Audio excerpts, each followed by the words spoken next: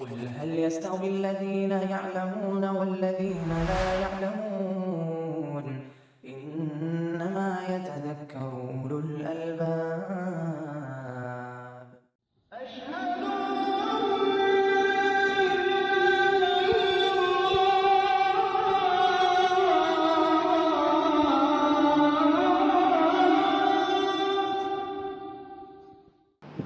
الحمد للہ والصلاة والسلام علی رسول اللہ وعلی آلہ واصحابہ ومن اہتدى بہداہ اما بعد فالجواب عن السؤال الثالث من وجہین الی آخرہ۔ القواعد المثلیٰ فی صفات اللہ تعالی و اسمائہ الحسنی کا خاتمہ ہم پڑھ رہے ہیں۔ ایک درس ہم نے لیا ہے، یہ خاتمہ بہت اہم ہے اور یہ در حقیقت ان 3 سوالوں کے جواب پر مشتمل ہے جو اہل تعویل کی طرف سے یا معولہ سے محبت کرنے والوں کی طرف سے اہل سنت پر وارد ہوتے ہیں یا پیش کیے جاتے ہیں اہل سنت کے سامنے، اور وہ یہ کہ اشاعرہ اس وقت دنیا میں 95% یا اس سے بھی زیادہ ہے علماء اشاعرہ جو صفات کی تعویل کرتے ہیں۔ دوسرا یہ کہ ان کے قدوہ اور نمونہ اور ان کے امام ابو الحسن اشعری ہیں جو وقت کے بڑے عالم تھے۔ اور تیسرا یہ کہ ان کا مذہب کیوں کر باطل ٹھہر سکتا ہے جبکہ اس میں فلاں اور فلاں بڑے بڑے علماء ہیں جو دین کی خیر خواہی اور مسلمانوں کی خیر خواہی کے لیے اور دینی خدمات کے اعتبار سے جانے جاتے ہیں۔ لیکن یہ سب وجوہات جو پیش کیے جاتے ہیں یہ سب اشاعرہ کے مذہب کی صحت پر دلالت نہیں کرتے۔ 95 یا 98% کیوں نہ ہو، اکثریت میں حق نہیں ہوتا، حق اجماع کے اندر ہے۔ اگر اجماع واقعتاً اجماع ثابت ہو شرعی ضوابط اور قواعد کے اعتبار سے تو اجماع حجت ہے، قول اکثریت حجت نہیں۔ حجت ہمارے یہاں دلیل ہے، اور دلیل کتاب اللہ ہے، سنت رسول اللہ ہے، اور اجماع صحیح ہے، نہ کہ اکثریت کا قول۔ اور ابو الحسن اشعری رحمۃ اللہ علیہ ہر چند کے بہت بڑے عالم تھے، اپنے وقت کے امام تھے، بڑے ذہین و فطین تھے، لیکن معصوم نہیں تھے۔ نہ وہ معصوم تھے، نہ ان سے بڑھ کر کے بڑے علماء میں سے کوئی عالم، امام بخاری اور دوسرے علماء یا امام ابن تیمیہ یا امام احمد ائمہ اربعہ میں سے کوئی بھی بڑے اعلیٰ مرتبے کے ہیں، علم میں، فقاہت میں، دیانت میں، اخلاق میں، معاملات میں، لیکن سب کے باوجود بھی کبھی بھی کسی نے اپنے لیے عصمت کا دعویٰ نہیں کیا۔ اس لیے کسی عالم کا پیروکار ہونا اس بات کی دلیل نہیں ہے کہ ہر قول اس شخص کا جس کی آدمی پیروی کرتا ہے، تقلید کرتا ہے، صحیح ہے۔ یہ 2 شبہات کے جوابات یا ایرادات کے جوابات ہم ملاحظہ کر چکے ہیں صاحب کتاب ابن عثیمین رحمۃ اللہ علیہ کے تحریر کے ذریعے۔ یہ تیسرا قول یا تیسرا جو سوال ہے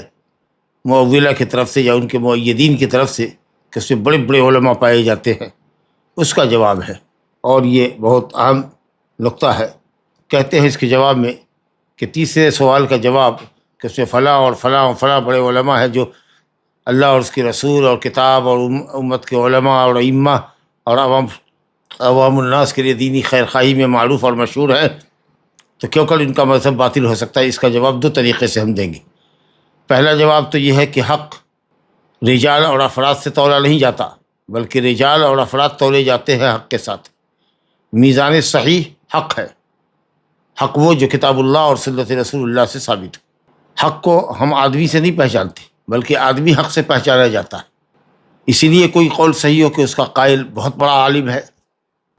یہ کوئی ضابطہ اور معیار نہیں ہے، بلکہ معیار یہ ہے کہ یہ آدمی حق پر ہے یا باطل پر، اس کی تائید دلیل سے ہوتی ہے۔ اگر آدمی متبع ہے کتاب و سنت کی دلیل کا حریص ہے دلیل کی معرفت پر، اور جب دلیل ملتی ہے تو آدمی حق کو قبول کرتا ہے اور دلیل پر چلتا ہے، تو وہ آدمی حق سے پہچانا جاتا ہے۔ حق رجال اور افراد سے نہیں پہچانے جاتی کہ اس کا قائل فلاں اور فلاں بہت بڑا امام اور عالم وقت ہے، چاہے اس کا قول ببرہن نہ ہو، چاہے اس کے قول پر قرآن و سنت کی دلیل نہ ہو۔ بہت زبردست بات ہے،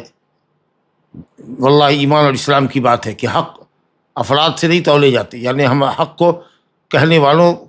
کہ قول پر نہیں پرکھتے کہ کہنے والا کون ہے یہ، کیونکہ بہرحال وہ آدمی ہی ہے، عالم ہے، انسان ہے، بشر ہے، غلطی کرے گا، بلکہ ہم افراد کو تولتے ہیں حق پر، حق کی کسوٹی پر تولتے ہیں کہ کہنے والا اگر متبع سنت ہے تو یقیناً وہ صحیح ہے، اور اگر اس کا قول حق کے خلاف ہے تو چاہے کہنے والا کتنا ہی بڑا کیوں نہ ہو، ہر چند کے اس کا احترام ہم پر واجب ہے، لیکن اس کا قول مردود ہے کیونکہ حق کے خلاف ہے۔ بہرحال افراد و رجال کو حق کا تابع ہونا چاہیے، نہ یہ کہ حق کو علماء کا تابع ہونا چاہیے۔ لہذا یہ کہنا کہ سے بڑے بڑے علماء ہیں اس لیے قول اور مذہب صحیح ہو، یہ بات غلط ہے۔ کوئی بھی عالم چاہے علم اور فہم کے اور فقاہت کے کتنے ہی اونچے مقام پر کیوں نہ ہو، وہ دلیل سے پہچانا جائے گا۔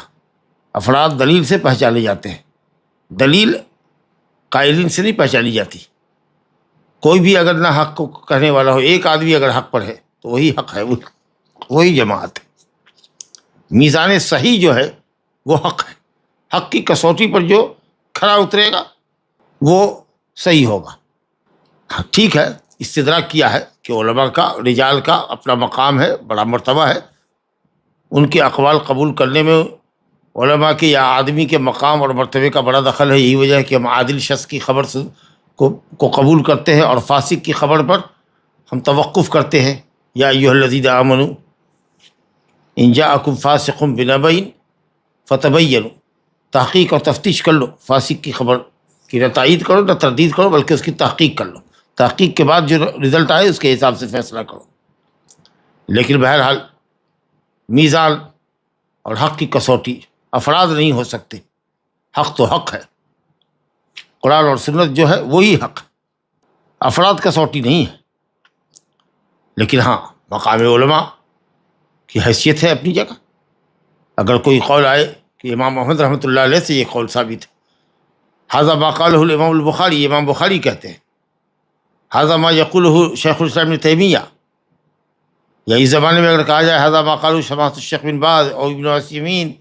اور الالبانی، تو آدمی کو ٹھہرنا چاہیے، رکنا چاہیے کہ کیا بات ہے، کیونکہ یہ حضرات دلیلوں کے ساتھ چلنے والے لوگ، یہ نہیں کہ صاحب ہم جیسے صغار طلاب العلم زبان درازی کا انہوں نے کہا کہ صاحب وہ کتنے بڑے ہیں، لیکن وہ بہرحال وہ عالم ہے، میں بھی عالم ہوں، یہ عجب اور کبر نہیں کرنا چاہیے، علماء کے مقام اور مرتبے کو پہچاننا چاہیے۔ یقیناً اگر انہوں نے کوئی بات کہی ہے تو ٹھہرنا چاہیے، ان کے اقوال کو، ان کی دلیلوں کو دیکھنا چاہیے، فوراً ہی سنا اور رد کر دیا۔ آج کل جیسا کہ زبان درازیاں عام ہیں کم علم کم فہم لوگوں کی طرف سے، کہ بڑے بڑے علماء کو وہ ایک ہی ترازو میں تولتے ہیں، تو علماء کو کے مقام کو ہم فروتر نہیں کر سکتے، اور نہ ہی ہم ان کی شان میں کوئی گستاخانہ انداز اختیار کر سکتے ہیں۔ لیکن ہاں، یہ سارے علماء، بڑے علماء، اکابر علماء جو دلیلوں کے ساتھ تمسک کے معاملے میں مشہور ہیں کہ وہ دلیلوں سے تمسک کرتے ہیں اور ان کے فتاوی قرآن و سنت کے مطابق ہوتے ہیں، اور راسخین فی العلم ہیں، متبحرین میں سے ہیں، تو ہم ان کا احترام کرتے ہیں۔ لیکن بہرحال ہم یہ جانتے ہیں کہ وہ معصوم نہیں ہے، لہذا حق کا کوئی میزان نہیں ہو سکتا، کوئی بھی عالم حق کے لیے میزان نہیں کہ شیخ الاسلام ابن تیمیہ نے کہہ دیا تو کہہ دیا، حرف آخر ہے، ایسا کچھ نہیں۔ حرف آخر کچھ نہیں ہے سوائے اللہ کی بات کے اور رسول اللہ صلی اللہ علیہ وسلم کی بات کے۔ کسی بھی شخص سے، چاہے وہ کتنا بڑا عالم کیوں نہ ہو، غلطی کا امکان ہے، کوئی بھی معصوم نہیں۔ تو علماء کے مقام اور مرتبے کو سمجھنا چاہیے، لیکن اگر بڑے سے بڑا عالم کا کوئی قول اگر کتاب و سنت کی واضح دلیل سے معارض ہو تو بہرحال جس مسئلے میں ان سے اجتہادی غلطی ہوئی ہے وہاں اس کو غلط کہنا ان کی شان میں کسر شان نہیں ہے، ان کی کسر شان نہیں ہے، ان کے ساتھ ان کے مقام اور مرتبہ کے منافی بھی نہیں ہے۔ بہرحال شیخ کہتے ہیں آگے کہ انسان بشر ہے، چاہے وہ کتنا ہی علم کے اونچے درجے پر ہو، قوت فہم، قوت استنباط کی بلندی پر فائز ہو، لیکن کچھ نہ کچھ چیزیں بہرحال انسان سے فوت ہو جاتی ہیں، ہر چیز کو انسان حاصل نہیں کر پاتا ہے،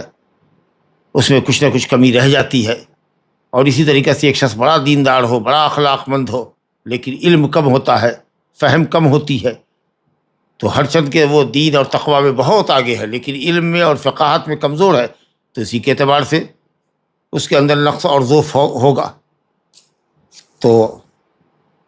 مقام علماء کو ملحوظ رکھتے ہوئے یہ سمجھنا چاہیے کہ حق کسی ایک مذہب میں، کسی ایک شخص کے قول میں منحصر نہیں ہے۔ یا یہ بھی ہوتا ہے کہ ایک شخص کسی خاص مذہب پر، کسی خاص طریقے پر اس کی نشو و نما ہوتی ہے، اس کی تربیت ہوتی ہے، وہ اس پر پروان چڑھتا ہے، دوسرے مسلک کو جانتا ہی نہیں، تو وہ یہ سمجھتا ہے کہ ہمارے ہی مسلک میں حق منحصر ہے۔ تو اس طرح کی باتیں بھی ہوتی ہیں۔ تو اس لیے کہنے والوں کا اعتبار تو ٹھیک ہے، بڑے عالم ہیں، بنظر اعتبار دیکھے جاتے ہیں، ان کے قول میں بڑی قوت ہوتی ہے، اور لوگ ان کے قول کو اعتبار کی نظر سے دیکھتے ہیں، اور ماشاءاللہ اخذ اور استنباط اور استفادہ بھی ان کے اقوال سے کرتے ہیں۔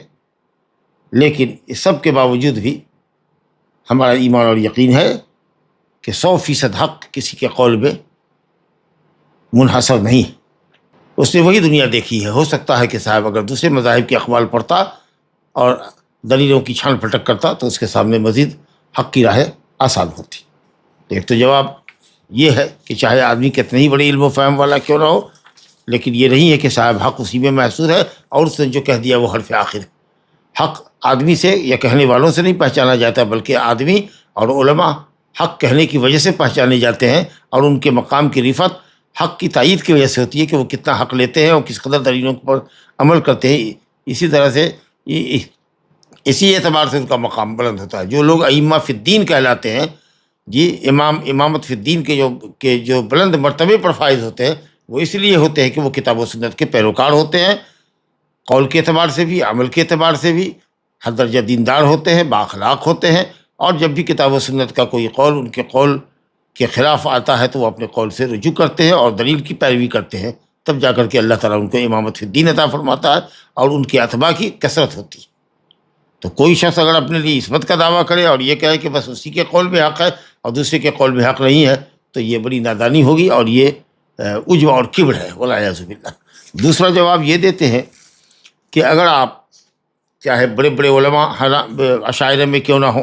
لیکن اگر آپ علماء کا مقابلہ علماء سے کریں گے، رجال کا مقابلہ رجال سے کریں گے،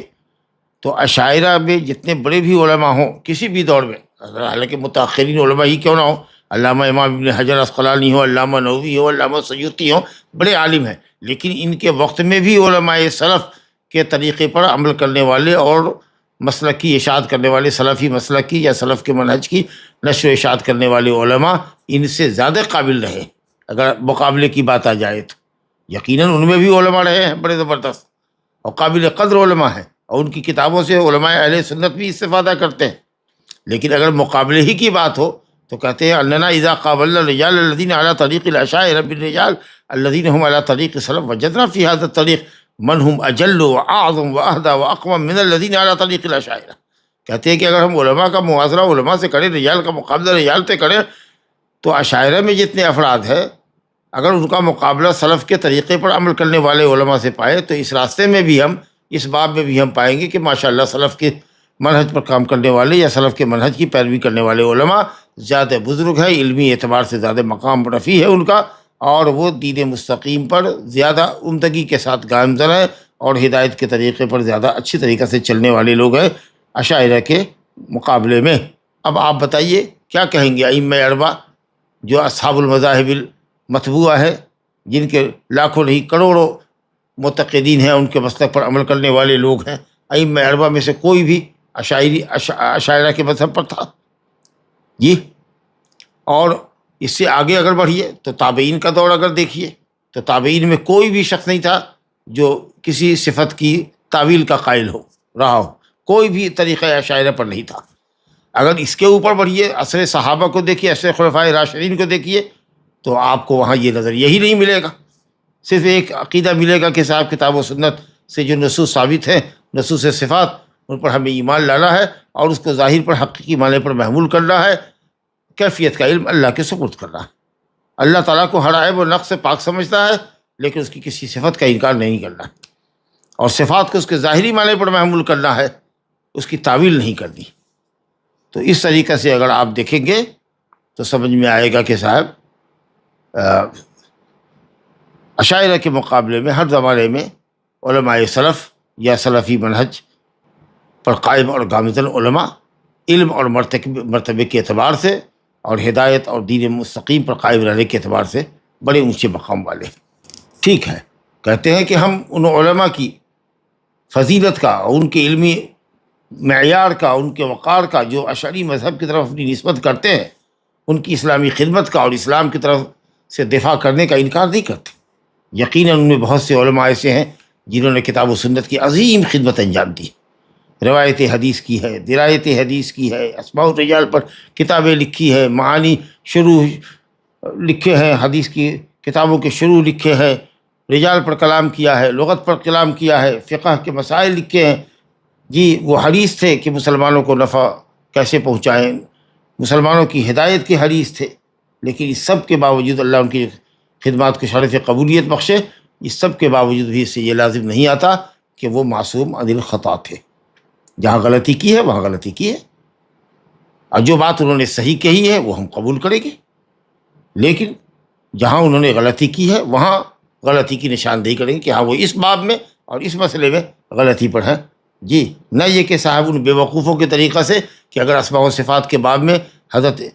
امام نووی یا علامہ ابن حجر عسقلانی نے اگر اشاعرہ کا مسلک جو مسلک کے تعویل تھا، جو ان کے بیچ کا مسلک تھا، بعد میں تو امام ابو الحسن اشعری نے اس سے رجوع کر لیا جیسا کہ ہم پڑھ چکے ہیں، تو اگر اس مسلک پر بھی ہیں، تعویل کے مسلک پر بھی ہیں، تو وہ یہ کہتے ہیں کہ صاحب چلو بھائی نووی کی کتابوں کو جلا دو اور فتح الباری کو نظر آتش کر دو، اور اس سے کوئی استفادہ کی ضرورت نہیں ہے کیونکہ یہ عقیدے کے باب میں اشعری ہے۔ ارے جس باب میں اشعری ہے اس باب میں غلطی کر رہے ہیں، باقی حدیث کی شرح شروحات میں، اس کے معنی کو سمجھنے میں،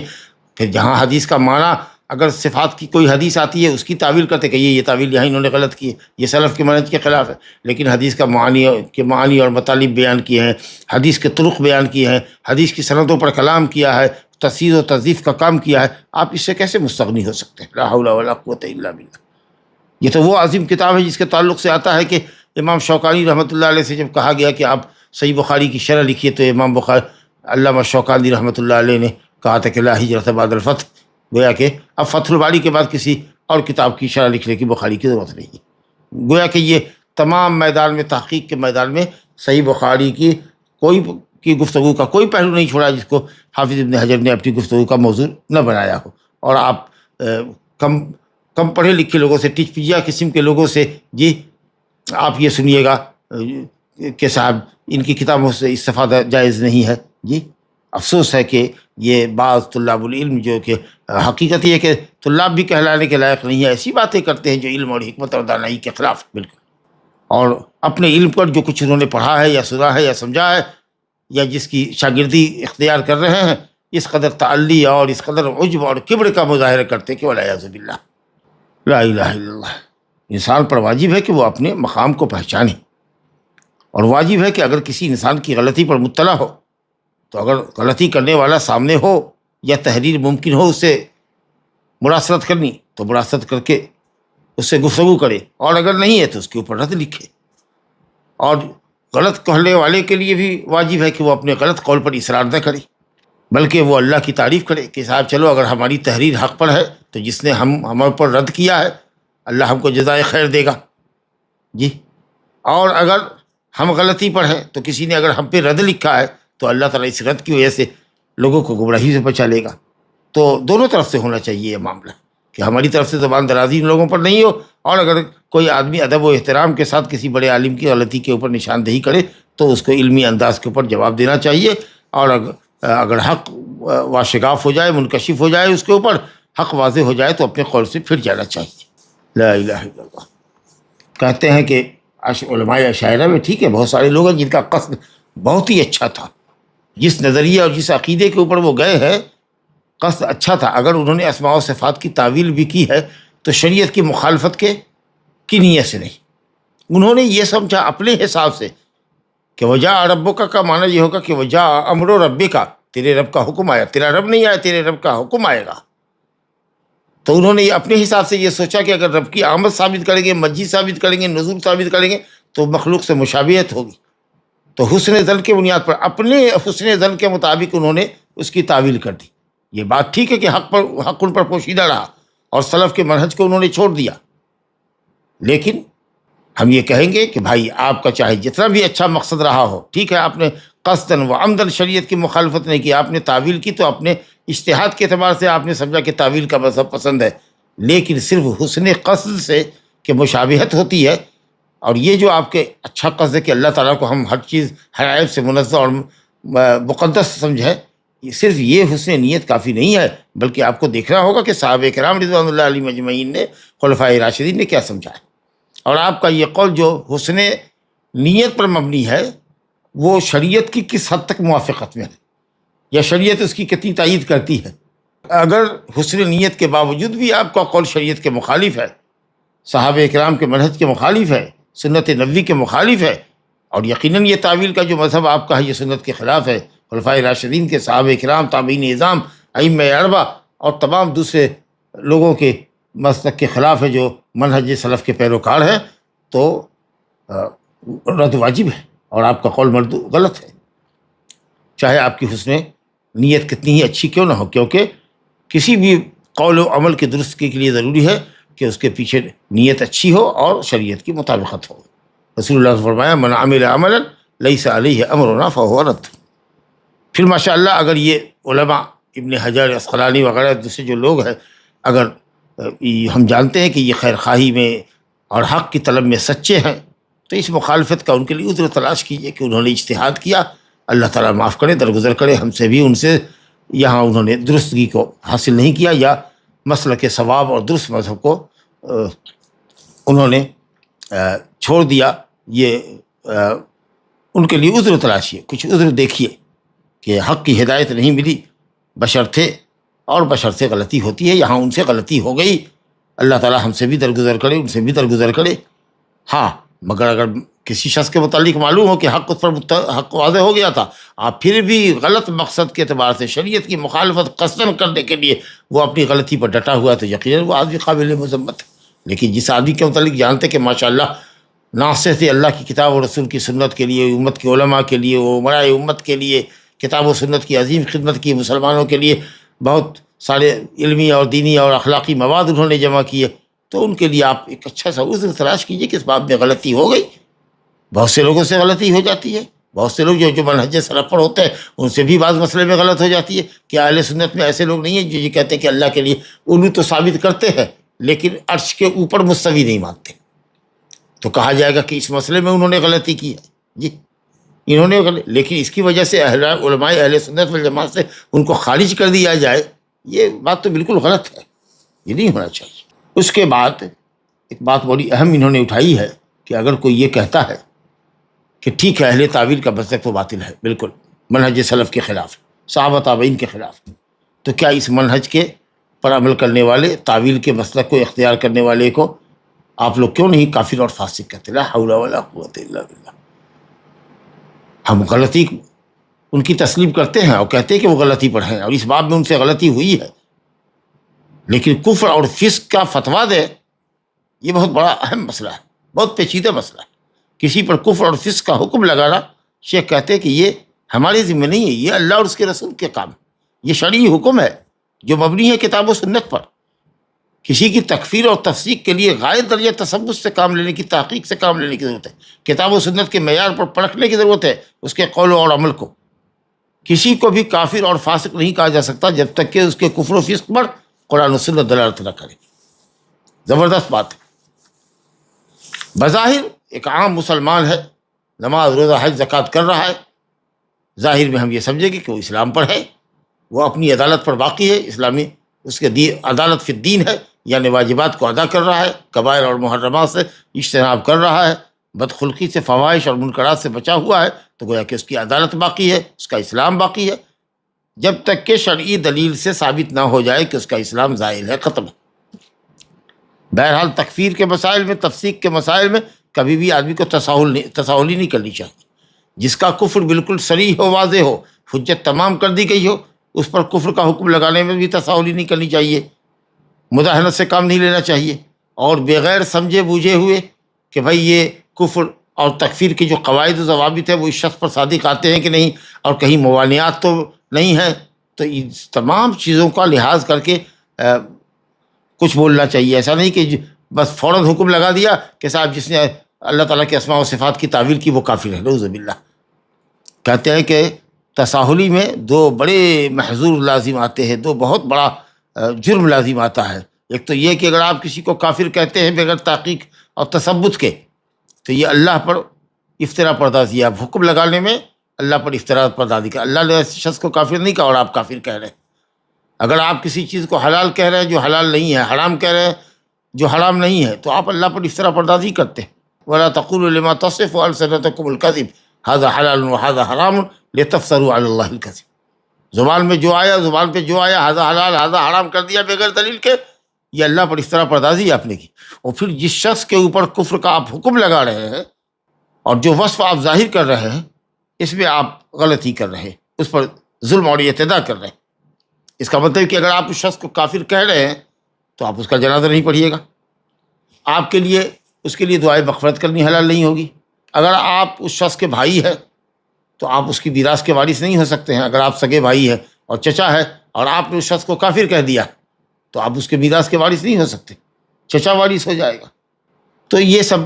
بڑے خطرناک مسائل پیدا ہوتے ہیں. اس لیے اس معاملے میں علماء راسخین کی طرف رجوع کرنا چاہیے کہ صاحب ایسا آدمی ہے اور ایسے ایسے حالات ہیں اس کے سامنے اور وہ یہ کہتا ہے، پھر دیکھیں گے وہ کہ کیا کہنا ہے. دوسری بات یہ ہے، ایک تو بات یہ آئی کہ اگر آپ نے بغیر تثبت کے، بغیر تحقیق کے، بغیر چھان پھٹک کر کے، بغیر شرعی دلیل کے تقاضوں کو ڈھونڈے ہوئے اگر آپ کفر کا اس پر حکم لگاتے ہیں اور اس کو کافر گردانتے ہیں،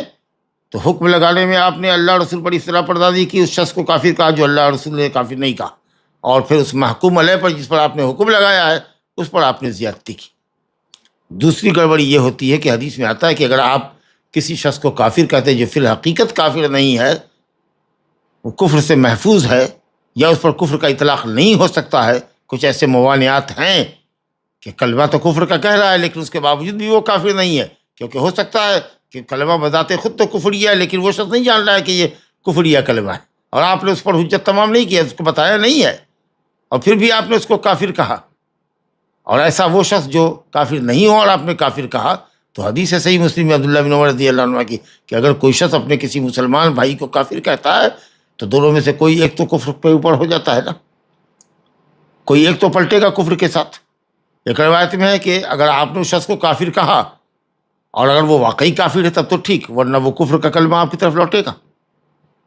حدیث ہے ابو ذر غفاری رضی اللہ عنہ کی، یہ بھی مسلم ہی کے اندر ہے کہ صاحب رسول اللہ نے فرمایا وَمَنْ دَعَا رَجُلًا بِالْكُفْرِ أَوْ قَالَ عَدُوُّ اللَّهِ، جس نے کسی کو کافر کہہ کے پکارا یا کہا کہ یہ شخص اللہ کا دشمن ہے، اب وہ ایسا نہیں ہے، إِلَّا حَارَ عَلَيْهِ رَجَعَ عَلَيْهِ، وہ کلمہ کفر جو اس نے اس پر استعمال کیا ہے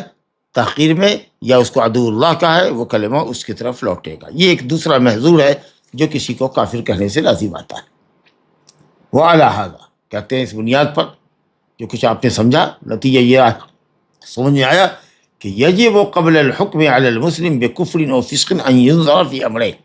کسی بھی مسلمان پر کفر اور فسق کا حکم لگانے سے قبل واجب ہے کہ دو معاملے میں غور کیا جائے. پہلی بات تو یہ کہ قرآن اور سنت کی دلیلوں کو دیکھا جائے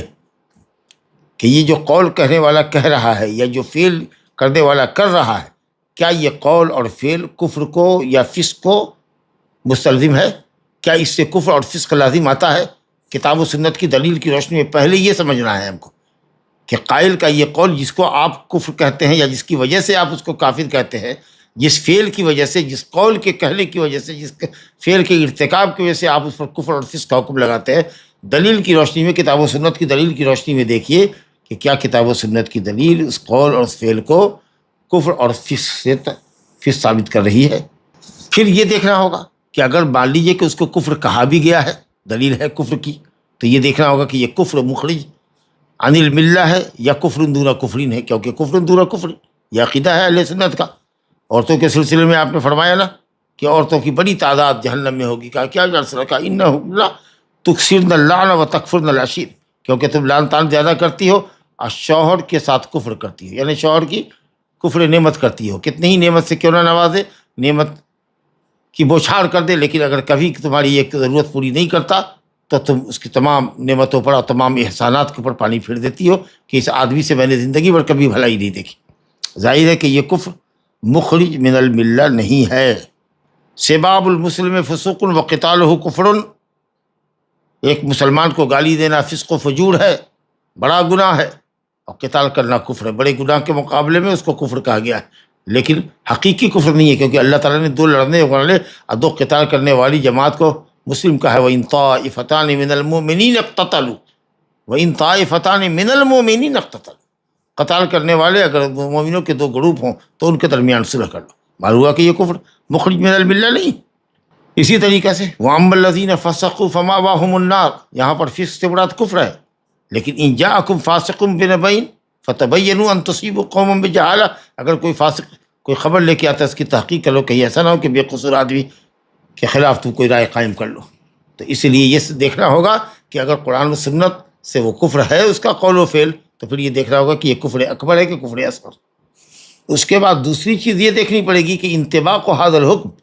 علی القائل المعین، یہ جو آپ حکم لگاتے ہیں کفر کا یا کافر کا، وہ اس قائل معین اور فاعل معین پر منطبق ہوتا ہے کہ نہیں ہوتا،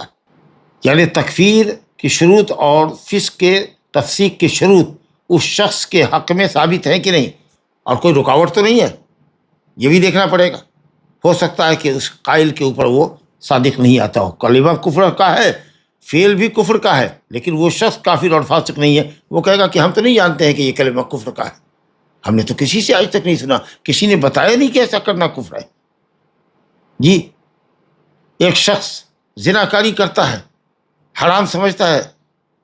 جی، لیکن وہ اس کو حلال نہیں جانتا، کہتا کہ حرام تو ہے، ظاہر ہے کہ ہم اس کو کیسے کچھ کہہ سکتے فاعل معین کو، جب تک کہ شروط تکفیر اور تفسیق اس کے حق میں منطبق نہ آئے اور موانع کی نفی نہ ہو۔ ایک شخص ہے، ہم سمجھتے ہیں کہ وہ غلط کر رہا ہے، معصیت کا کام ہے، مثال کے طور پر معصیت کا کام ہے، سگریٹ پی رہا ہے یا داڑھی منڈوا رہا ہے جی، لیکن ہو سکتا ہے کہ وہ جس شخص کا مقلد ہو، جس پر وہ اعتماد اور بھروسہ کرتا ہو، وہ اس کی نگاہ میں آپ سے زیادہ ثقہ ہو، تو سمجھنا پڑے گا کہ صاحب یہ کیا بات ہے بھائی، کیوں پیتے ہو۔ اسی طریقے سے کہتے ہیں کہ صاحب تقلید کا مذہب ہے، کوئی شخص کسی مذہب کی تقلید کرتا ہے جی، اور اس کے یہاں یہ ہے کہ صاحب اگر کوئی شخص محدث ہو کر نماز پڑھتا ہے، حدث خارج ریا خارج ہو گئی، وضو ٹوٹ گیا، لیکن پھر بھی وہ نماز میں رہا قائم،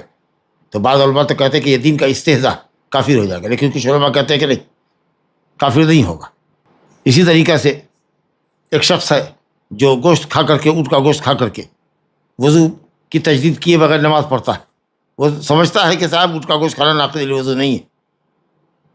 تو آپ کیا کہیں گے اس کے تعلق سے کہ اس کی نماز باطل ہو گئی؟ تو اس طریقے سے سمجھنا پڑے گا۔ تو کہتے ہیں کہ دیکھنا پڑے گا کہ کسی کو کافر، کسی معین شخص کو کافر کہنے والے کے لیے کسی کے اس کے قول پر یا فعل پر دیکھنا ہوگا کہ اس شخص کے اوپر یہ شروط تکفیر و تفسیق منطبق ہوتی ہے کہ نہیں ہوتی ہے جی، اور موانع منتفی تو نہیں ہے، آگے خود اس کی وضاحت کر رہے ہیں۔ مومن عام بھی شروط کیا ہے تکفیر اور تفسیق کے؟ دیکھیے خود بڑی اچھی وضاحت کیا ہے انہوں نے، کہ آدمی عالم ہو کہ وہ شریعت کی مخالفت کر رہا ہے، وہ جان رہا ہے کہ وہ یہ شریعت کے خلاف ہے، اور پھر بھی وہ جان بوجھ کر کے اس کی مخالفت کر رہا ہے۔ التی اوجبت ان یکون کافر، ایسے نس کی مخالفت کر رہا ہے جو اس کے لیے کفر کو ثابت کرتا ہے۔ ایک شخص غیر اللہ کے پاس جا کر کے سجدہ ریز ہے، جانتا ہے کہ شریعت میں کفر ہے اور اس کے باوجود بھی کرتا ہے، یعنی غیر اللہ کے سامنے سجدہ ریز ہونے اور غیر اللہ سے استغاثہ اور فریاد کرنے کو وہ کفر جانتا ہے اور اس کے باوجود بھی وہ کر رہا ہے، یقیناً کافر ہوگا کیونکہ وہ جان رہا ہے۔ اسی طریقے سے ایک شخص سمجھ رہا ہے کہ صاحب شراب حرام ہے اور اس کے باوجود بھی وہ اس کو پی رہا ہے، تو فاسق ہے، لیکن اس کو معلوم ہی نہیں کہ حرام ہے کہ حلال ہے، اس کو معلوم ہی نہیں کہ غیر کے سامنے، غیر اللہ کے سامنے سجدہ کرنا حرام ہے، غیر اللہ سے مانگنا کفر و شرک ہے، یہ اس کو نہیں معلوم ہے۔ تو کہتے ہیں کہ پہلی بات تو یہ معلوم ہونی چاہیے کہ جو شخص مخالفت کر رہا ہے وہ اپنی مخالفت کو جانتا ہے کہ نہیں، کس شریعت کی مخالفت ہے، اور یہ کفر ہے، یہ جانتا ہے کہ نہیں جانتا؟ ایک شخص زنا کاری کر رہا ہے، یہ جانتا ہے کہ حرام ہے، یہ جان رہتے ہیں کہ حرام ہے، یہ نہیں جانتا ہے کہ کوڑا ہو تو 100 کوڑا لگے گا، 1 سال کی جلا وطنی، اور شادی شدہ ہو تو رجم کیا جائے گا۔ بلا سے نہیں، بلا سے اس کو معلوم ہو کہ نہ ہو، اگر وہ جانتا ہے کہ یہ عمل حرام ہے تو اسلامی سزا اس کو لگے گی، مگر علم اس کو ہونا چاہیے کہ یہ عمل اسلام میں حرام ہے۔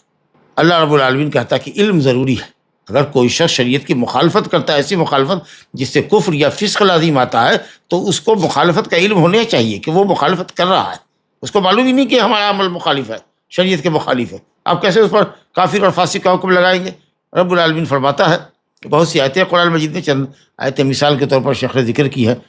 جیسے سورہ نساء کی آیت ہے وَمَن يُشَاقِقِ الرَّسُولَ اے وَمَن يُخَالِفِ الرَّسُولَ۔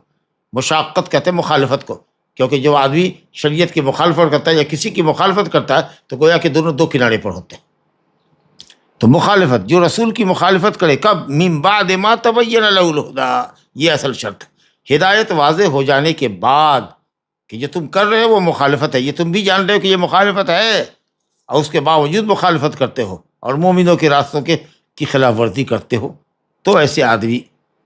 کی اللہ پرواہ نہیں کرتا، جدھر جائے، جدھر گھومے ادھر ہی اللہ گھما دیتا ہے،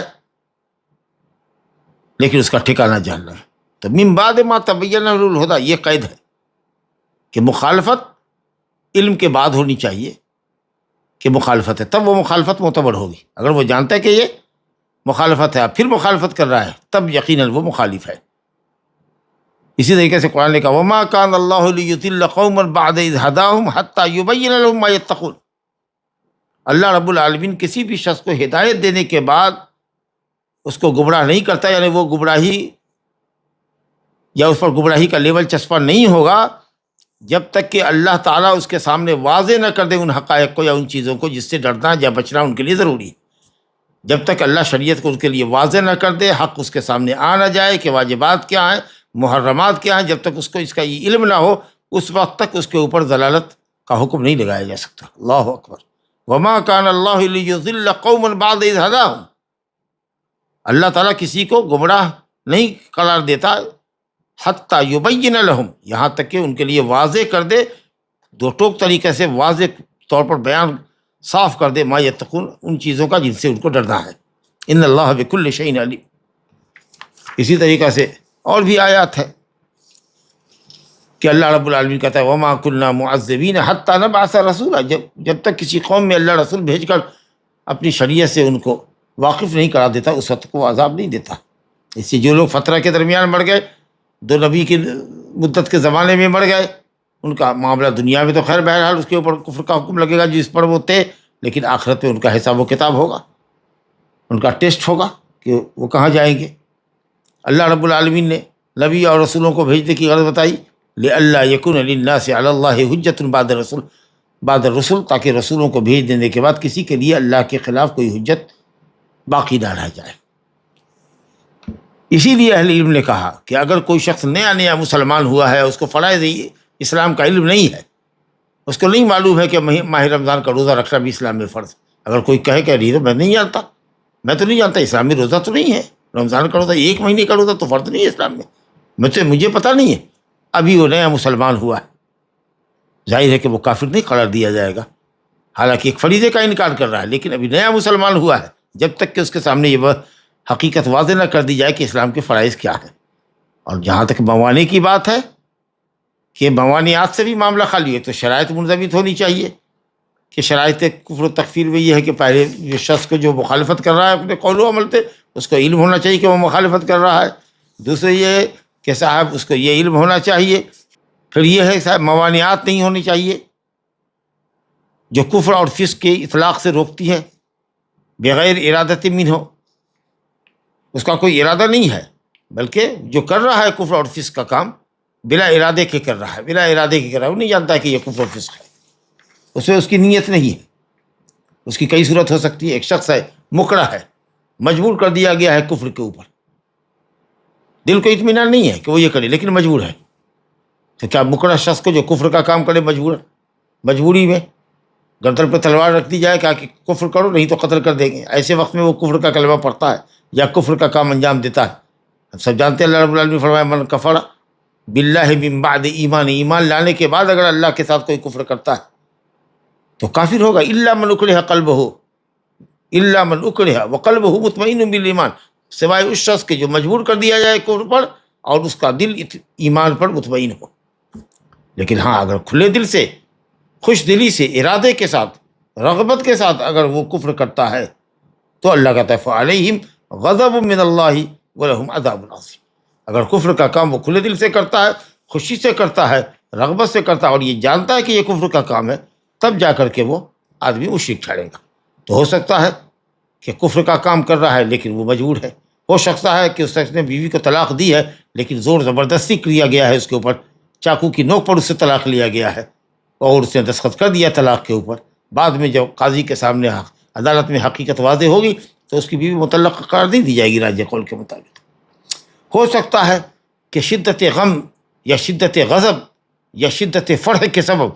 شعور اور فکر اس کی ختم ہو گئی ہو. کیا منہ سے بول رہا ہے اس کو پتہ نہیں ہے، کفر کا کلمہ زبان سے نکل گیا ہو اس کے، آپ نے کفر کا حکم لگا دیا اس کے اوپر. ہو سکتا ہے کہ شدت فرح میں باولا ہو گیا ہو، کیا اس سے منہ سے نکلنا چاہیے تھا اور کیا نکل گیا اس کو پتہ نہیں ہے. یاد کیجیے اس حدیث کو جو صحیح مسلم میں ہے انس بن مالک رضی اللہ عنہ سے، کہ اللہ تعالیٰ اپنے بندے کی توبہ سے اتنا زیادہ خوش ہوتا ہے، اتنا زیادہ خوش ہوتا ہے، یا اس شخص سے زیادہ خوش ہوتا ہے جو اپنی سواری پر ہو، جس کے کھانے پینے کے سامان لدے پھدے ہوں اس کے اوپر، اور سواری اس سے بچھڑ جائے، کسی درخت میں باندھ دے سواری کو، سو جائے اور جب اٹھے تو دیکھے کہ اس کی سواری غائب ہے جس پر اس کا کھانا ہے، اس کا پینا ہے، اور تلاش بسیار کے بعد وہ نا امید ہو کر کے وہ پھر اس درخت کے پاس آ کر کے سو جائے کہ اب یہیں ہلاکت ہے ہماری، اب تو سواری ملنے سے رہی، اور ہم اس جنگل کو اور اس بیابان کو اور اس صحرا کو اور اس پہاڑی راستوں کو اور ان دروں کو پار کرنے سے ہم تو مجبور ہیں. اور پھر اس کے بعد وہ اٹھے اور جگے اور دیکھے کہ اس کی سواری تمام سامان کے ساتھ لدی پھدی وہاں موجود ہے، تو شدت فرح سے وہ یہ کہے کہ اللہم انت عبدی وانا ربک. شدت فرح کی وجہ سے کفریہ کلمات زبان سے نکلے، لیکن اس کا کوئی اعتبار نہیں، اس کا کوئی اعتبار نہیں. بلکہ جس قدر وہ خوش ہوتا ہے کہ خوشی میں باولا ہو جاتا ہے، اور کیا کچھ نکلا، فکر اور شعور کے تمام راستے اس کے بند ہو جاتے ہیں کہ کچھ کیا بولا ہے اس کو کچھ سمجھ نہیں آ رہا ہے. اس سے زیادہ اللہ رب العالمین خوش ہوتا ہے جب کوئی بندہ سچی توبہ اللہ تعالیٰ کے سامنے کرتا ہے. بہرحال اگر کسی شخص نے امت محمدیہ کے عالموں میں سے تکفیر کے مسئلے میں کہہ رہے ہیں شیخ الاسلام ابن تیمیہ کہ امت تکفیر فالصواب، درست معاملہ یہ ہے کہ اگر کوئی امت محمدیہ کا کوئی شخص اجتہاد کرتا ہے اور حق اس کے پیش نظر ہے لیکن غلطی کرتا ہے جی، تو کافر نہیں ہوگا، اس کی غلطی قابل درگزر ہے. جس کے سامنے یہ بات واضح ہو جائے کہ وہ رسول کی کھلم کھلا مخالفت کر رہا ہے اور پھر وہ حق اور ہدایت واضح ہونے کے بعد رسول کی مخالفت کرتا ہو اور مومنین کے طریقے کے علاوہ کافروں کا طریقہ اختیار کرتے ہو حق کی وضاحت کے بعد، تو وہ کافر ہے. لیکن حق کو حق سمجھ رہا ہے لیکن عصبیت کی بنیاد پر جی، یا کہہ لیجیے ہوائے نفس کی پیروی میں ایسا کر رہا ہے، حلال نہیں سمجھ رہا ہے لیکن ہوائے نفس کی پیروی کر رہا ہے، یا طلب حق میں کوتاہی کر رہا ہے، یا بلا علم کے کوئی بات کر رہا ہے دین کے معاملے میں، تو ایسا شخص عاصی مذنب ہوگا، فاسق ہو سکتا ہے جی. اگر ہو سکتا ہے کہ کبھی کبھی اس کی نیکیاں بدیوں پر غالب آ جائے. اچھا، پھر یہ بھی سمجھنا چاہیے کہ تکفیر اور تفسیق مطلق اور معین میں بڑا فرق ہے. ایک شخص کفر کرتا ہے، آپ یہ بجائے اس کے کہ قبر کے سامنے جھکے ہوئے آدمی کو یا فلاں انت کافر یہ کہنے کے بجائے اگر یہ کہے کہ جو شخص بھی غیر اللہ کے سامنے سجدہ ریز ہوتا ہے وہ سن لے کہ اللہ کے علاوہ کے سامنے رکوع کرنا، سجدہ کرنا کفر اور شرک ہے، اور اس کو مشکل کشا اور حاجت روا ماننا کفر اور شرک ہے، اور جو کوئی بھی اس کو جاننے کے باوجود بھی ایسا کرتا ہے وہ کافر ہے. تو اگر یہ آپ مطلق کہتے ہیں تو بات ٹھیک ہے، لیکن کسی معین شخص کو اگر آپ کہتے ہیں جو قبر پر سجدے ریز ہے، قم یا کافر، اٹھو، ارفع راسک ایھا الکافر، یہ بات غلط ہوگی جب تک کہ اس کے اوپر حجت تمام نہ ہو جائے کہ وہ جو کام کر رہا ہے وہ کفریہ کام ہے یا فسقیہ کام ہے یا معصیت ہے. اللہ رب العالمین نے اس امت سے خطا کو معاف کیا ہے. علمی مسائل میں بھی اگر کسی سے غلطی ہوتی ہے مجتہد سے، یا عملی مسائل میں بھی اگر غلطی ہوتی ہے، قابل درگزر ہے. سلف صالحین بہت سے مسائل میں ان کے درمیان بھی آپس میں اختلاف تھا، لیکن کسی ایک دو مسئلے کی بنیاد پر کوئی کسی کے حق میں یہ نہیں کہتا تھا کہ کافر ہے، فاسق ہے۔ مثال دیتے ہیں، کہتے ہیں کہ کنت ابین، شیخ الاسلام کے تعلق سے یہ الزام ہے کہ وہ کفر کے معاملے میں بہت ہی فراخ دل تھے، نعوذ باللہ، اور طلیق اللسان تھے، یوں بلا وجہ بہت سے لوگوں کو کافر کہتے تھے۔ اور یہی الزام دشمنان دعوت سلفیہ نے شیخ الاسلام محمد بن عبد الوہاب تمیمی رحمۃ اللہ پر بھی لگایا کہ یہاں کفر کے معاملے میں یہ بہت متساہل ہے، جبکہ بہت سارے ضوابط ہیں۔ اور شیخ الاسلام کا منہج ان کی کتابوں میں دیکھیے، کہتے ہیں کہ میں ہمیشہ یہ کہتا ہوں کہ بھائی مطلق اور معین میں فرق ضروری ہے، شیخ الاسلام کہتے ہیں، کیونکہ یہ کسی کو تکفیر کرنا یہ بہت بڑی وعید ہے۔ جی، ہو سکتا ہے کہ اگر وہ شخص کسی بات کی تکذیب کر رہا ہے تو ممکن ہے کہ ابھی نیا مسلمان ہوا ہو سکتا ہے کہ کسی دور دیہات بادیہ میں وہ پرورش اس نے پائی ہو کہ اس کو علم کی روشنی ہی اس تک نہیں گئی، تو آپ کیسے کس کو کافر کہیے گا جب تک کہ اس کے خلاف حجت تمام نہ کر دیجیے۔ ہو سکتا ہے کہ کبھی اس شخص نے نص کو سنا ہی نہ ہو، یا سنا ہو تو اس کے نزدیک ثابت ہی نہ ہوا ہو، یا ہو سکتا ہے کہ کوئی معارض دلیل اس کے پاس ہو، یا ہو سکتا ہے کہ وہ اس کی غلط طریقے سے تعویل کرتا ہو۔ تو جب تک آپ یہ سب شبہات دور نہیں کرتے ہیں، یہ سب موانعات ہیں جو آپ کو روکتے ہیں کہ آپ اس کو کافر مت کہیے۔ کہتے ہیں وہ خود تو دائماً، ہمیشہ میں اس حدیث کو سامنے رکھتا ہوں، اللہ اکبر، اذکر، میں حدیث کو یاد رکھتا ہوں، اس قول کو یاد رکھتا ہوں، اور اس حدیث کو پیش نظر رکھتا ہوں جو صحیحین میں اس شخص کے متعلق ہے جس کا ایمان اس بات پر نہیں تھا کہ اللہ رب العالمین دوبارہ ہم کو اٹھائے گا، وہ اس مستحیل سمجھتا تھا۔ کہا اس نے اپنے بیٹوں سے کہ جب میں مر جاؤں تو مجھے جلا دینا، پھر میری راکھ کو پیس دینا، باریک کر دینا، ثم ذرونی فی الیم، پھر تیز تند ہوا والے دن میں مجھے سمندر میں میری راکھ کو اڑا دینا۔ فواللہ لئن قدر اللہ علیہ، دیکھیے یہ شکیہ جملہ ہے کہ اگر اللہ مجھ پر قادر ہو گیا تو وہ مجھ کو عذاب ایسا دے گا جو اس نے کسی کو دنیا میں عذاب نہیں دیا ہوگا، اور بیٹوں نے ایسے ہی کیا۔ پھر اللہ رب العالمین نے جب اس کو کھڑا کر لیا اپنے سامنے، قصہ مختصر، تو کہا ما حملک علی ما فعل، ایسا کرنے پر کس چیز نے تم کو ابھارا؟ اس نے کہا یا اللہ خشیتک، تیرے خوف کی وجہ سے اللہ نے اس کے گناہوں کو معاف کر دی۔ کہتے ہیں دیکھو یہ آدمی اللہ کی قدرت میں شک کر رہا ہے، اللہ کی قدرت اعادے کے معاملے میں کہ جب وہ اڑا دیا جائے گا، راکھ بنا کر اڑا دیا جائے گا سمندر میں، تو اللہ تعالیٰ اس کا اعادہ نہیں کر سکے گا، اس کو پلٹا نہیں سکے گا، اس کو پھر دوبارہ سے کھڑا نہیں کر پائے گا۔ اس کا یہ اعتقاد ہے کہ انہ لا یعاد،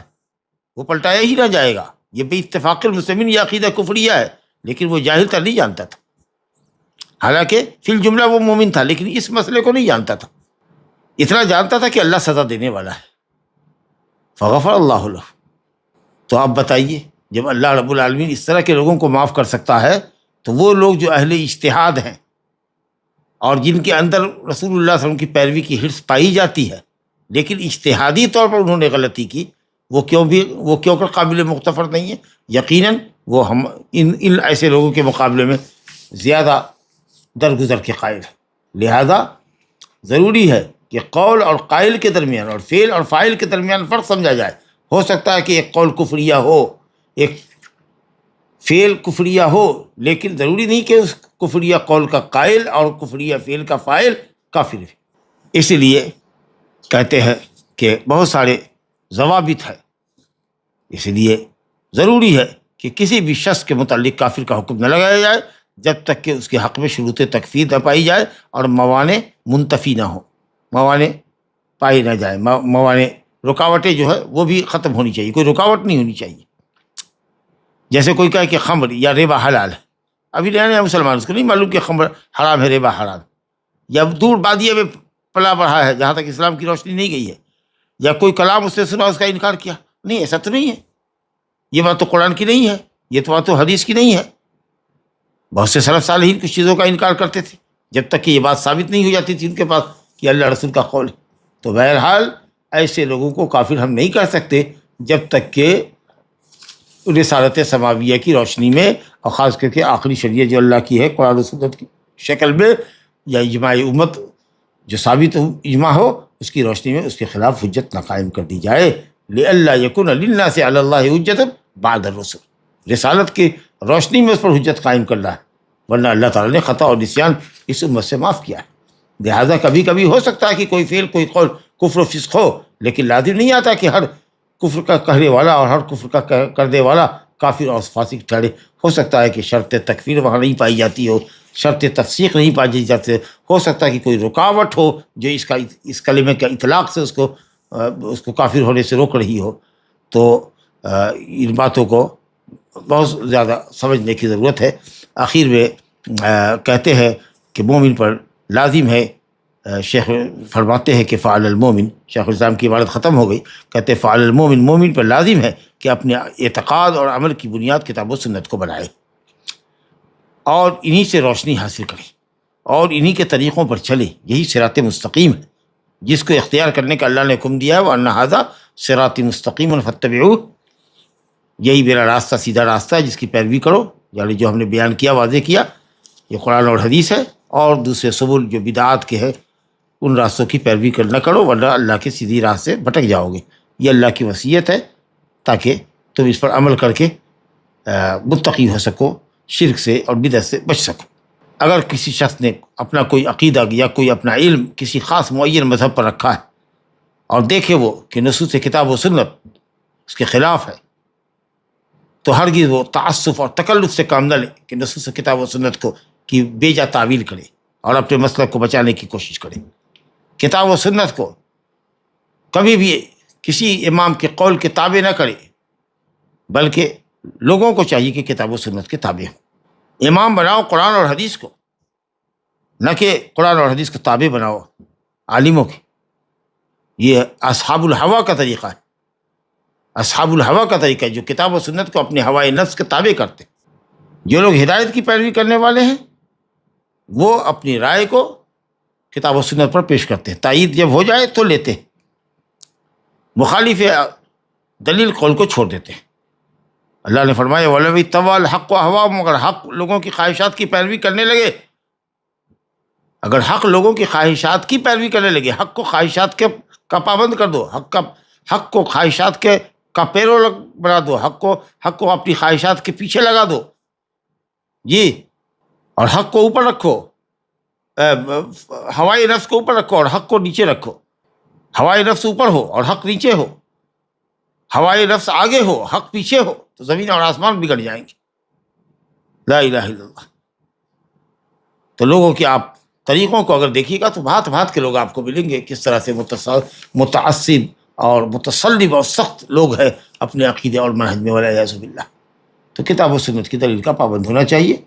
اگر سچی دل سے اور اللہ کے سامنے اپنی احتیاج کو ظاہر کرتے ہوئے اگر کوئی اللہ سے سوال کرے اور یہ جانتے ہوئے کہ رب تعالیٰ اس سے بے نیاز ہے اور وہ اللہ تعالیٰ کی رحمت کا محتاج اور مستحق ہے، اور اس کو وہ دعا کرے اللہ تعالیٰ سے اپنی ہدایت کے لیے کہ اللہ حق پر چلا اور حق کا ہمیشہ پیروکار بنا، تو یقیناً اللہ تعالیٰ اس کی دعا کو قبول کرے گا۔ وَإِذَا سَأَلَكَ عِبَادِي عَنِّي فَإِنِّي قَرِيبٌ أُجِيبُ دَعْوَةَ الدَّاعِ إِذَا دَعَانِ۔ لہٰذا آدمی کو چاہیے کہ حق کی ہمیشہ پیروی کرے، ہوائی نفس کی پیروی نہ کرے، حق کے خلاف کسی قول کی پیروی نہ کرے، چاہے کہنے والا کتنا ہی بڑا عالم کیوں نہ ہو۔ اور تکفیر اور تفسیق کے معاملے میں مرجیہ اور خوارج کے درمیان کا راستہ اختیار کرے، نہ یہ کہ خوارج جیسے کافر سب کو کہتے چلے جائے، ایک غلطی کا ارتکاب کوئی کرے تو کافر اسلام سے خارج، اور مرجیہ کہے کہ سب غلطی کر دو، کفر کا کام بھی اگر ہو جائے تو وہ بھی کامل الاسلام ہے۔ ایسا نہیں ہونا چاہیے، بلکہ بہرحال تکفیر اور تفسیق کے جو ضوابط قرآن و سنت کی روشنی میں علماء اسلام نے متعین کیے ہیں ان کو سمجھنا ہوگا، پھر یہ دیکھنا ہوگا کہ یہ شرائط اس متعین شخص پر منطبق ہوتے ہیں کہ نہیں، اور کچھ رکاوٹیں بھی تو ہوتی ہیں جو کافر اور فاسق کسی کو کہنے سے روکتی ہے، تو وہ موانعات سے بھی معاملہ خالی ہونا چاہیے۔ شیخ کہتے ہیں کہ اللہ سے ہم سوال کرتے ہیں کہ وہ ہمیں ان لوگوں میں بنائے جو حق کو دیکھتے ہیں، حق کو جانتے ہیں، تو حق کو جان کر سمجھ کر کے اس کی پیروی کرتے ہیں، اور باطل کو باطل جان کر اس سے اجتناب کرتے ہیں۔ وہاں یجعلنا ہداۃ مہتدین، اللہ تعالیٰ ہدایت یافتہ لوگوں میں اور لوگوں کو ہدایت کی طرف بلانے والوں میں بنائے، صلحاء اور مصلحین بلائے، نیک بنائے اور لوگوں کی اصلاح کرنے والا بنائے۔ وَأَلَّا يُزِيغَ قُلُوبَنَا بَعْدَ إِذْ هَدَانَا، اور ہدایت سے مشرف کرنے کے بعد اللہ تعالیٰ ہمارے دلوں میں کجیدہ پیدا کرے، باطل کی طرف میلان پیدا نہ کرے۔ وَيَهَبْ لَنَا مِنْهُ رَحْمَةً، اور اپنی طرف سے ہمیں رحمت سے نوازے، إِنَّهُ هُوَ الْوَهَّابُ وَالْحَمْدُ لِلَّهِ رَبِّ الْعَالَمِينَ الَّذِي تَتِمُّ بِنِعْمَتِهِ الصَّالِحَاتُ، جس کی نعمت اور توفیق سے نیکیاں انجام پاتی ہیں۔ والصلاة والسلام علی نبی الرحمہ وہادی الامہ الی صراط العزیز الحمید بإذن ربهم وعلى آلہ وأصحابہ ومن تبعهم بإحسان إلى يوم الدین۔ سبحانک اللہم وبحمدک اشہد ان لا الہ الا انت استغفرک واتوب الیک۔ السلام علیکم ورحمۃ اللہ وبرکاتہ۔ کتاب انتہا کو پہنچی الحمدللہ۔ ایک حدیث میں آتا ہے کہ نبی صلی اللہ علیہ وسلم نے ایک صحابی سے فرمایا کہ تمہارے اور میرے والد جہنم میں ہے۔ نبی صلی اللہ علیہ وسلم سے پہلے کا وقت دو نبی کے بیچ کا وقت تھا اور دور جاہلیت کا وقت تھا، تو وہ لوگ جہنم میں کیسا گئے؟ جب معلوم ہو جائے، جب نبی صلی اللہ علیہ وسلم کسی شخص کے لیے جو قبل یا فترے کے درمیان، دو نبی کے مدت کے درمیان اگر انتقال کر جائے اور اس کے متعلق صراحتاً فرما دیا ہوگا کہ ہو فی النار، تو فہو فی النار۔ باقی رہا کہ جن کے متعلق صراحتاً نہیں فرمائی ہے، ان کے متعلق کسی معین شخص کے متعلق ہم نہیں حکم لگا سکتے کہ وہ جہنم میں، الا یہ کہ اس معین شخص کے لیے نبی صلی اللہ علیہ وسلم نے حکم لگایا۔ تو دنیا میں جس پر حکم نہیں لگایا ہے وہ کافر ہے، باقی آخرت میں اصحاب الفترہ کا ایک امتحان ہوگا، اللہ تعالیٰ اس کے ایمان کا ٹیسٹ لے گا، پھر اس کے حساب سے فیصلہ کرے گا۔ شیخ محترم، بعض عوام اور شاید کچھ عرب کے علماء نے بھی شیخ البانی اور دیگر علماء کو ان کے تکفیر کے اصولوں کی وجہ سے مرجئہ کہا۔ اس پر براہ کرم کچھ وضاحت فرمائیے۔ ضروری نہیں ہے اس مسئلے کی وضاحت میں، یہ قول غلط ہے، مرجئہ کا قول نہیں ہے، وہ اس الزام سے بری ہے، وہ سب اہل سنت کے علماء اور ائمہ ہیں۔ گناہ کبیرہ کے مرتکب کو وہ کہتے ہیں کہ تحت مشیت اللہ تعالی ہے، لیکن اب یہ ہے کہ کچھ لوگ کسی عمل کو کفری عمل جانتے ہوں گے اور وہ اس کے کفری عمل ہونے کے قائل نہیں ہیں ان کی تحقیق کے مطابق، تو اس کی وجہ سے اگر کوئی یہ کہے کہ صاحب تاریک صلاۃ کو جو عمدن نماز ترک کرتا ہے، شیخ البانی رحمۃ اللہ علیہ نے کافر نہیں کہا ہے،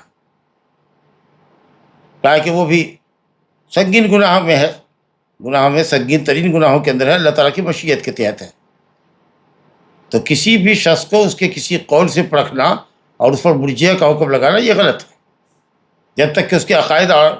اس کی وضاحت نہ ہو۔ انہوں نے ہمیشہ اپنی تحریر میں اس بات کا انکار کیا ہے، اور ان کی تحریریں بھی اس پر شاہد عدل ہے کہ انہوں نے کبھی بھی مرجئہ کے قول کی تائید نہیں کی، جو یہ کہتے ہیں کہ آدمی چاہے جتنا بڑا بھی گنہگار ہو، وہ اگر دل میں اصل اسلام موجود ہے اور ایمان اس کے دل کے اندر ہے تو وہ جنتی ہوگا بلا عذاب کے، اور اس کا جنت میں جانا بلا عذاب کے یقینی ہے۔ اور یہ کہ اس کا ایمان ابو بکر عمر رضی اللہ عنہما جیسے نعوذ باللہ ایمان کی طرح سے ان کا ایمان ہے، ایسا کبھی کسی نے نہیں کہا ہے، نہ البانی نے کہا ہے، نہ کسی اور دوسرے نے کہا ہے، امان علی جامی نے کہا ہے، نہ کسی اور نے کہا ہے۔ اگر کوئی شخص پبلک میں ایکسپوز ہونے کی وجہ سے رجوع کر رہا ہے تو کیا یہ رجوع قابل قبول ہے؟ بہرحال دل کا مالک اللہ ہے، اگر وہ صراحتاً اپنے رجوع ظاہر کر رہا ہے تو اس کو رجوع مانیں گے، باقی رہا کہ دل کا حال اللہ کو معلوم ہے، الا یہ کہ قرائن سے معلوم ہو کہ صاحب رجت بظاہر تھی اس کی اور وہ باطن ایسا ہی کر رہا ہے اور ایسے لوگوں کے ساتھ مداہنت ہے، اور پھر اگر ان سے نجی ملاقات کی جائے تو وہ اس طرح کے عمل پر کچھ نکیر نہیں کرتا جو کفریہ ہے یا فسقیہ ہے، تو اس کا مطلب یہ ہے کہ صاحب وہ آدمی منافق ہے، لیکن بہرحال اس کا امر اللہ کی طرف ہے، اور ایسے آدمی سے حذر واجب ہے جس کے متعلق معلوم ہے کہ اس نے اعلان تو کر دیا لیکن سافٹ کارنر اس کا اب بھی ان لوگوں کے ساتھ ہے، یا دبے لفظوں میں اس کی وہ تائید کرتا ہے۔ جاہلیت یا لا علمی کی بنیاد پر پاسٹ میں کسی کو کافر یا منافق کہہ دیا تھا تو اب کیا کرے؟ تو بہرحال کسی نے جاہلیت کی بنیاد پر کافر کہہ دیا تھا تو اللہ تعالیٰ سے توبہ استغفار کرے اور کہے کہ اللہ تعالیٰ ہمارا خاتمہ حق پر فرما، کیونکہ بہرحال اگر ناواقفیت کی بنیاد پر یا تصرف کی بنیاد پر کیا اس شخص سے معافی چاہے اور اللہ تعالیٰ سے بھی معافی چاہے اور اپنے اسلام پر ثبات قدمی کی اپنے لیے دعا کرے، یہ مطلب نہیں ہے اس کا کہ اگر کسی نے کسی کو کافر کہہ دیا اور وہ کافر نہیں ہے تو اسی وقت وہ کافر ہو جائے گا یا اس پر حکم لگے گا کافر کا، بلکہ یہ مطلب ہے کہ ہو سکتا ہے کہ اس سے ایسی غلطی ہو جائے، آج کسی کو کافر کر رہا ہے، واقعی ایسا ہو جائے کہ اس آدمی سے ایسا عمل سرزد ہو جائے جو اس کو کفر کی کھائی میں گرا دے، تو اس بات کا خدشہ ہے اس شخص کے لیے کہ اس نے بلا وجہ کسی کو کافر کہا، بلا تثبت اور تحقیق کے، ہو سکتا ہے کہ بطور سزا اللہ تعالیٰ اس کو مرتد کر دے یا کچھ اور اس طرح کا خطرہ اس پر ہے، تو اس خطرے کو وہ محسوس کرے اور اللہ کی طرف مائل ہو اور توبہ استغفار کرے اور اللہ تعالیٰ سے ثبات قدمی کی دعا کرے، انشاءاللہ تعالیٰ اللہ انجام بخیر کرے گا۔ کیا آپ کچھ علماء کے نام بتا سکتے ہیں جو باحیات ہے اور جس سے ہم علم حاصل کر سکتے ہیں؟ نہیں، یہ چیز نہیں ہے، یہ سرجری کرنے کی یا عام عوام میں بولنے کی ضرورت نہیں ہے، کیونکہ آپ کسی کے متعلق پوچھیں گے اور ہو سکتا ہے کہ میں اس کے پورے منہج کو نہیں جانتا ہوں، کوئی ایک دو بات جانتا ہوں، اس کی بنیاد پر ہم یہ کہہ دیں کہ صاحب وہ آدمی قابل اخذ نہیں ہے، قابل استفادہ نہیں ہے، حالانکہ وہ آدمی قابل استفادہ ہو تو یہ کہیں گے کہ اگر ایسا شخص جس کے اوپر مواخذہ ہے، اور اہل علم کا دیکھیے کہ مواخذہ کرنے والے اگر علماء ہے تو آپ ان سے بچیے،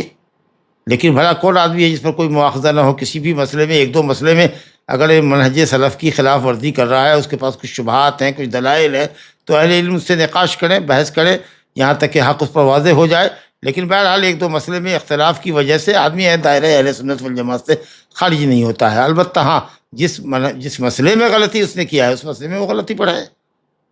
تو ہم کس سے کہیں کہ استفادہ کرو اور کس سے نہ کہیں؟ یہ جو آج کل ایک مزاج بن گیا ہے کہ کسی بھی ایک اختلاف کی وجہ سے یا کسی عالم سے اگر ہمارا اعتقاد ہے، حسن اعتقاد ہے اس کے علم اور تقویٰ اور دیانت کے اوپر، جیسے ایک تعصب کی حد تک ہے، لیکن اب اس کے کسی عالم سے اختلاف چل رہے کسی مسئلے کی بنیاد پر ہے، تو اب اس بنیاد پر ہم یہ کہیں کہ صاحب وہ قابل اخذ استفادہ نہیں ہے، تو یہ بات حق و انصاف سے خالی ہوگی۔